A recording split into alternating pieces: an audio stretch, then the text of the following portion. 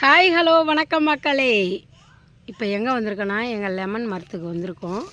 பாருங்கள், நிறைய இந்த மழை பெஞ்சதில் லெமன்லாம் கீழே விழுந்து பாருங்கள், வேஸ்ட் ஆகிடுச்சு. இது மாதிரி கீழே விழுந்து கிடக்கு.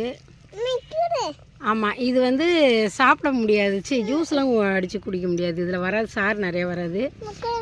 இது ஊறுகாய்க்குன்னு போடுற லெமன். பாருங்கள், காட்டும்.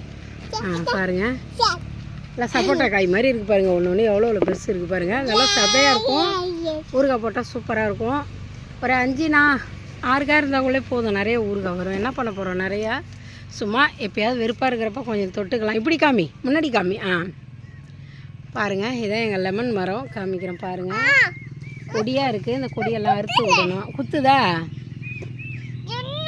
பாருங்கள். எங்கள் சப்போட்டா மரத்துக்கு பக்கத்துலேயே இருக்குது பாருங்கள். பக்கத்தில் சப்போட்டா பழம் இருக்குது. சப்போட்டாவில் பாருங்கள், இந்த பாருங்கள், சரிதா? இருக்குது நிறைய இருக்குது. காய் பறிக்கக்கூடாது, பழுக்கணும். வீணாக்காத. அவ்வளோதான் மக்களே. லெமனை காட்டு. ஆமாம், இந்த லெமனை பறித்து இப்போ ஊறுகாய் போட போகிறோம். ஈவினிங்காக ஊறுகாய் வீடியோ போடுறோம் மக்களே. பாருங்கள், இதிலே ஒரு பதியம் வருது பாருங்கள். லெமன் செடி பாருங்கள், ஒரு பதியம் வருது. இதை எடுத்து வேறு இடத்துல வச்சிடலான்னு இருக்கிற மக்களே. பாருங்கள், இந்த வருது மக்களே. அவ்வளோதான் மக்களே.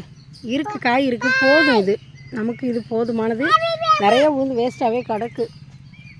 அவ்வளோதான் மக்களே.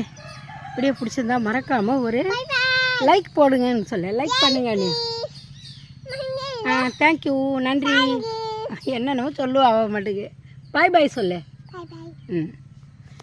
ஓகே, பாய்.